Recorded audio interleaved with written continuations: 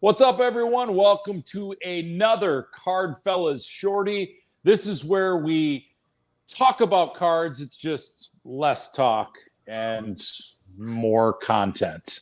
Normally we talk about a big set and we get into it, but this one's just a shorty. We just get to the news and information that we think is relevant. Chris, we're going to talk about some things today that Fanatics is doing. We're going to talk about an old favorite from the hobby returning. Plus, the speculative market is heating up. And when I say heating up, I'm talking it's like 500,000 degrees.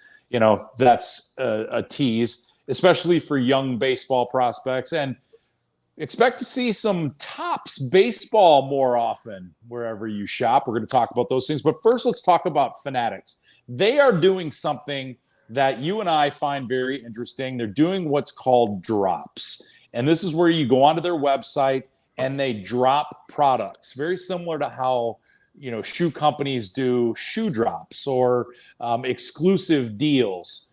They're doing that right now with Mosaic football. They're doing that with Donruss basketball. And basically, you sign up for a drop, and you might get a box, you might not. What do you think about this, and do you think this is the wave of the future? I think it is the wave of the future, and I like it because I think it gives everyone an equal chance to get some product. You actually went through this process. You were telling me about it, that you got to put your credit card information, everything in there up front. So it kind of keeps the bots away because you actually have to put your stuff in there, and then they do the drawing. And then if you don't win, nothing happens. If you do win, as you found out, you get a little notification on your phone from your credit card company saying, someone just charged your card for whatever the price is. But I dig it because it gives everybody a chance. And I do, I know there's a lot of trepidation about Fanatics coming in here and who knows what's going to happen. But everything that I've heard this guy from Fanatics say, to me, sounds like, he wants to grow the hobby, and obviously he's in it. And he's said, he's very upfront about it. He wants to turn Fanatics into like the number one company. He wants to make money, but he also knows to make money, he needs to grow this hobby. And I think the things that he's doing right now and what we're seeing as far as a preview of what he's doing, I think he's got his finger on the pulse. He understands what the problems are. And I think they're trying to solve those problems, even though they're still really a few years out from having full control. Yes, and I think I'm in 100% agreement with you. I think this is great for the hobby. I think this is great for the common person who just wants to get their hands on the premium stuff, because the premium stuff sells out really fast. Once it goes on to Target.com, which has been a great place to find blaster boxes, not necessarily mega boxes, but it's really, the first come, first serve is gone. You enter a queue, and they do say, they use the term anti-bot mitigation and randomization. So they're saying that this is something that, the average person could enter this lottery and come away with a box. And the only way you do know, and I found this out, I got a Mosaic mega box. I signed up for one of these to see what it was about. I never got an email. Bells and whistles didn't go off. I just got charged the money that it costs on my credit card, and now I'm waiting for that box to arrive. But I really think this is the wave of the future. I think you and I both agree. This has started with PSA as well, and their lotto system for allocations for their submission cards for now $50. We think that will continue as well. It'll be interesting to see how these companies continue to engage the common and average collectors. We're not the super collectors. We're not buying the $1,200 boxes. We're just looking for some of the I would say upper echelon retail that is hard to obtain. And I appreciate what they're doing. I know you and I have both talked about Fanatics kind of getting this. What are they going to do for the hobby? Is this? But I think they're going to be great for the hobby, and I think we're going to be in, for some more good news as this goes on. And the email that they sent when they talk about the drops was really interesting. It said, "Welcome to the new age of shopping." So it tells me that this is something that they're going to do. There's something they're going to embrace, and it's something that we're just going to have to get used to. And if you don't like it, you're going to have to, but you want that product, you're going to have to get it on the secondary market, which, is pretty much where we're getting it now with no chance. So let's embrace this. Let's see how it goes. And love to hear if you've had any success with your drops on Fanatics. Yeah, I think a lot of people think of the rich and famous, and you may not be rich, but you are famous now with this podcast show. So I don't know. It seems like you're being successful in these draws, but maybe it has something to do with your newfound fame. But can I say that? My kid is telling me, Dad, my friends found you on TikTok. Yeah. So yeah, apparently maybe you're big time. So maybe Fanatics knows we're a thing here, and our fives of viewers have spoken up and said, "Get these guys some retail box." No, but all seriousness, we think it's great for the hobby. We think it's the wave of the future. We think a lot of other places are going to do this as well. First come, first serve, lining up, fighting in the parking lot of Target. Those days are over.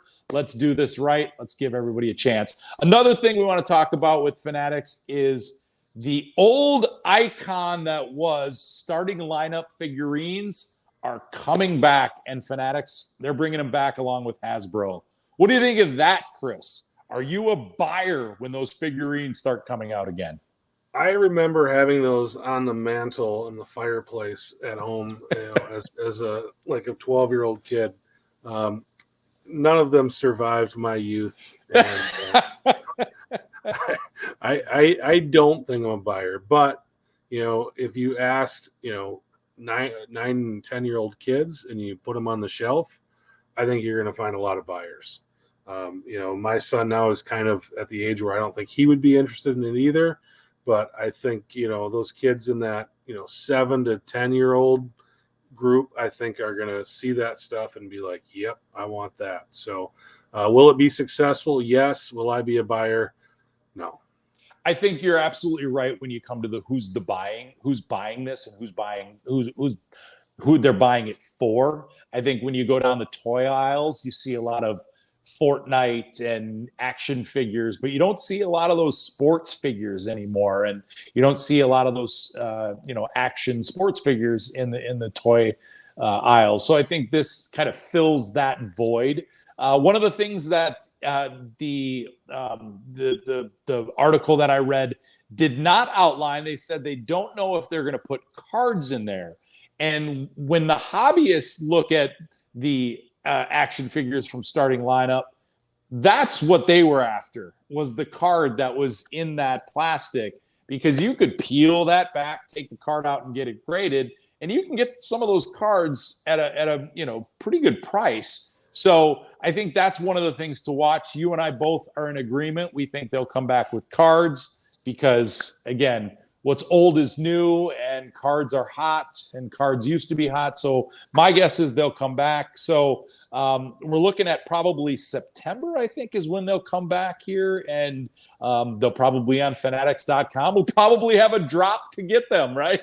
And then maybe the one thing I think, if they want to do this and if they want to be successful, I think you do a limited number. I think that would draw a little bit more attention to this. But if you just do this in mass, I don't know if there's going to be as much interest in these figurines like there once was. Yeah, serialize those packages, number those packages.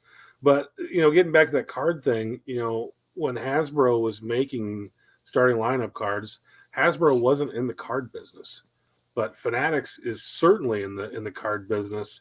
And this might be one of those things, giving out a little free sample there, getting those kids started. If you're going to put these in the hands of 7-year-olds, why not put a couple cards in their hands too and get them started? So I don't see any way that these things are not going to have some cards attached to them. And maybe even like Easter egg cards. I mean, when I say Easter eggs, I mean not like the actual Easter egg cards on them. I'm thinking like you maybe hide the card, and maybe there's some autos in there or some numbered cards, like something again that draws in that super aggressive hobbyist that is looking for those low number or low pop cards that will make you buy an action figurine Target or wherever these are going to be sold. Probably Fanatics.com, as we mentioned.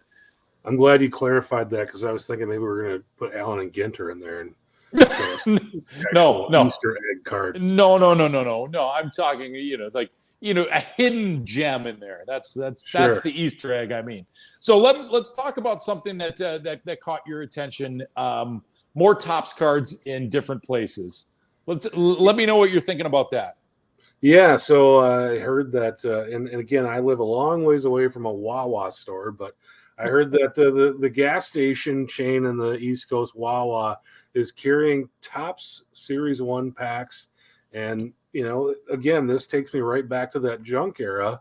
And, that makes me feel not so good about it. But at the same time, I think, again, we just talked about drops and people having a hard time getting cards. And, we're seeing Topps cards in gas stations. We're seeing Topps cards now at the Dollar Tree and Family Dollar. They got the 5-card packs. I saw Jab's family open a whole bunch of those on his channel the other day. And he said, these are awesome, but they don't have any of, they don't have the 87 Topps versions in there. They don't have any of the cards that people are really hunting for. You could potentially get a Wander base card in there, but it's all base cards. But that's fine because what they're doing is getting those cards out in the hands of young people and people that we want to help grow this hobby. And maybe that's the strategy. And I'm 100% on board with that being the strategy, that we're just going to print the crap out of Topps flagship. That's going to be the one that everyone's going to get their hands on. And, they make 25 other sets, so you make the other sets more rare and just far less printing. But that's what it looks like. That we've made the flagship product, the sacrificial lamb. We're going to put it out everywhere. You're going to find it everywhere. And then we'll make those other products more of the premium, tough to get stuff, which I think is awesome. I know it's something that people were throwing around a year or two ago when you couldn't find product. Make Donruss just everywhere, make it ubiquitous so that anyone can find it anywhere. And then you use your other stuff to be kind of the premium product. And I think you could definitely do that. So I like it. Let's get it out there. And the other thing that's nice about the Family Dollar and the Dollar Tree packs, they're $1. So, it's affordable for everyone. Kid comes by and says, can I get a couple packs? Yeah, grab one. Let's go, And I think, one of the things you and I have talked about, just on this episode, we like the availability of cards for people who want it, right? I think that's the one constant we have seen throughout this whole resurgence, is people not being able to get the product that they want at the price that they can afford. That's the thing. You and I were at a hobby shop this past weekend. There was a ton of product, but there was nothing cheaper than $15 a pack. That was like the cheapest, and that's something that nobody's going to buy. And so to have this, available, I think these are good. This is good for the hobby. This is what will sustain the hobby and get those young people and get those casual people, the average person, into the hobby, stay into the hobby, and just keep them just kind of feeding that addiction at a lower price, which I think is something that you and I both agree is important, because the more people stay in the hobby, the more they will continue to watch and listen to our podcasts. We want more people there. That's what this is all about. No, I'm joking. That's how we get you more famous. Exactly. So that's, we like what's happening in the hobby. One of the things that, is a little bit out of our realm, but it is still part of the hobby, is the high value cards are still selling, and they're selling for exorbitant amount of money. We had a conversation during one of our episodes about the $1 million sales of cards that have happened this year. And there were like 13 of them. We're talking about the Tom Brady autographed playoff contender card, Kobe Bryant card, precious metals, a couple of LeBron patch autos. What else? The Honus Wagner, of course, all sold for $1 million. Well, there's a few cards that haven't quite reached that $1 million plateau, Chris, but their final sales prices have caught our attention, And I'm starting to kind of see it seep into like casual card folks, but like sports fans. So we're going to start with one card that sold for $500,000. And the guy is in like year 2, 3, 4. Vladimir Guerrero Jr. had a rookie card, his 2016 Bowman Chrome red refractor, that's tough to say, numbered to 5. The card is graded pristine BGS 10, sold for $552,000. What is happening? And before I ask you that question, Spencer Torkelson, he's a guy, again, young prospect, $111,000 for that same 2020 Bowman draft red refractor auto numbered to 5. And then there's an Anthony Volpe 2020 Bowman draft red refractor auto numbered to 5 again, $150,000. We have cards that are going, these guys have yet to establish a career. What does this tell you about the speculative market happening right now in cards? What is happening? Yeah, we talked about, kind of things starting to straighten out in the hobby. And then you see that and you're like, what's going on? But again, these are auction prices. So for that card to sell for $552,000, that means 2 people thought it was worth at least $550,000. So you need 2 people to make an auction. That's what you need. So, and the other thing is you probably could have gotten that card, a year ago for pennies because Vlad, was coming off a pretty rough year, and he was not thought of the way he is thought now. I do have a number. It's not quite pennies, but August of last year, it sold for $187,000. Well, that was so August. That was August. Steep. And at that point, he had kind of established himself back. I would love to see what the card sold for. You're talking April. And again, not pennies. We obviously know it didn't sell for pennies. But compared to $500,000, yes. I would be willing to bet it was, less than 50,000. I would agree. Last April. And this Volpe card and the Torkelson card, it reminds me actually of the Zion craze that happened a few years ago. Zion only played like 25 games, and there was cards of his that were selling for hundreds of thousands of dollars.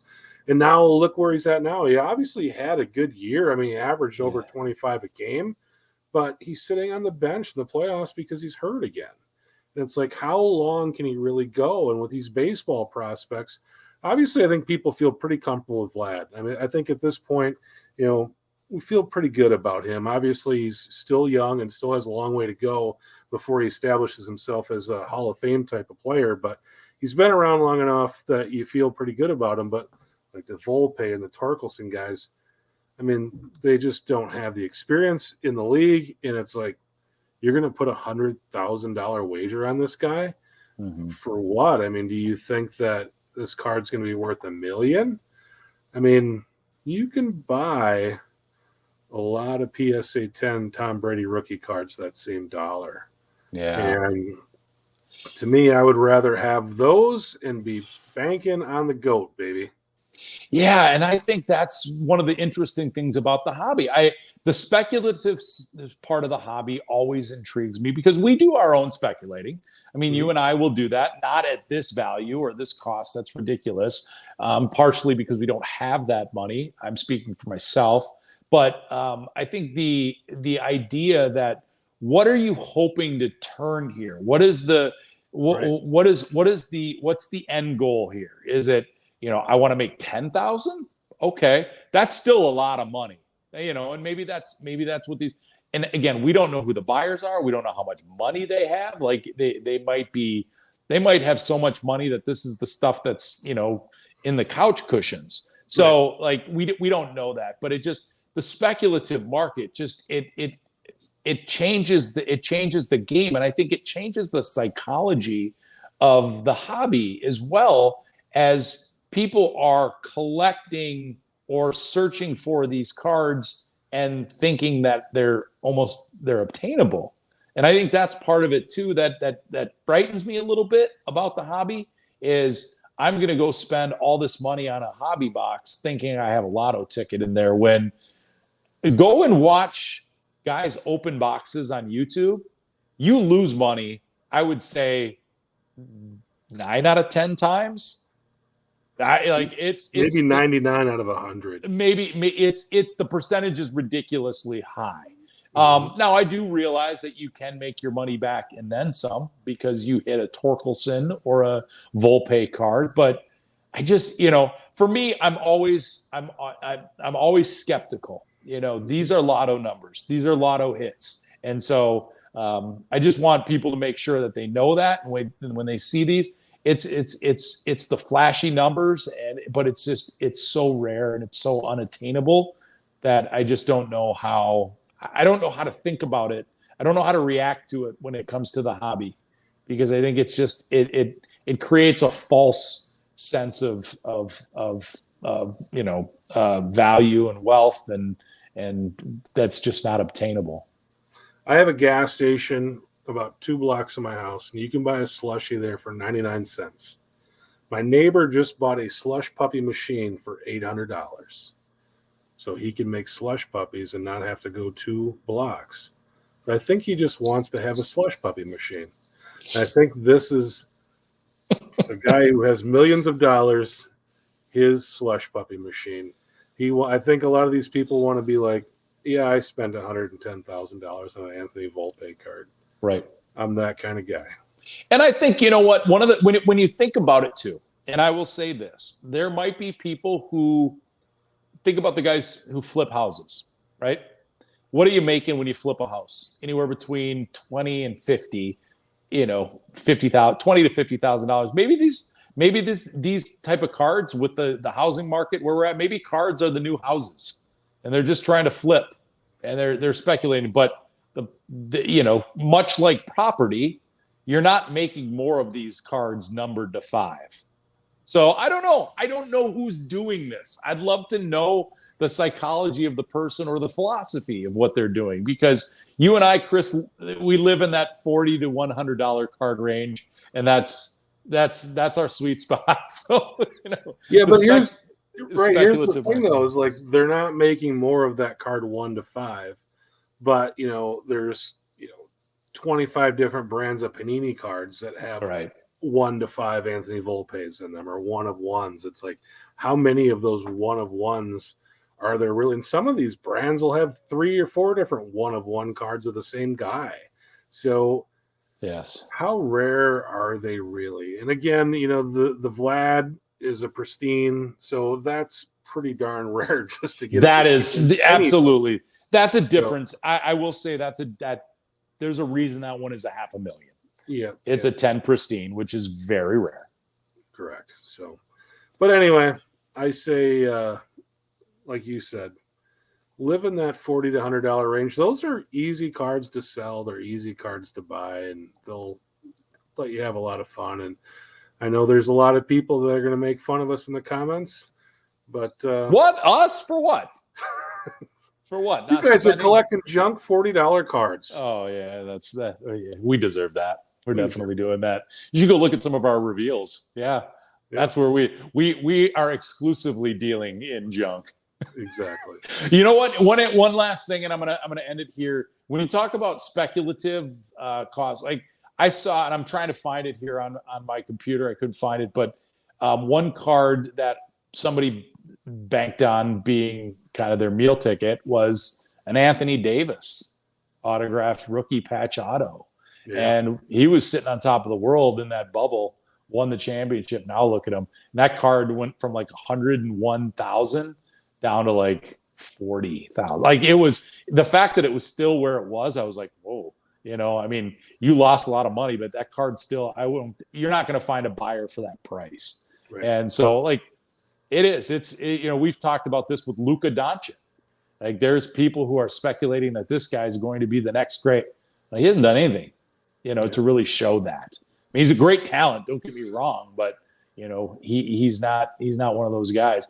I will tell you this, and we have not talked about this guy very much on our show, and you and I haven't talked about this guy very much, but I think the guy to be speculative about, if you were to go long on somebody, is Juan Soto. Yeah. What he's doing, he has over 100 home runs, and the guy's like a kid still, and he's won a ring, and so, man, I don't know. I look at what his potential could be if he stays healthy. That's the guy that I'm buying, but everybody's collecting him, and his prices are through the roof. But he's a guy I'm spending my money on if I had the imaginary $552,000, which I don't have yet. Well, you have an imaginary 552,000. You just don't have a real 552,000. Yeah, that's a good point. I do. I can imagine. I don't even think I could imagine $500,000, let alone. I can imagine like having 500 million. I like to imagine that often, actually. So I'm gonna end this Shorty with this question. Hey Peter, man, what'd you do if you had $100 million, man? 2 Tom Brady's at the same time? Several. Thanks for listening. Thanks for watching. Hope you guys had as much fun as we did.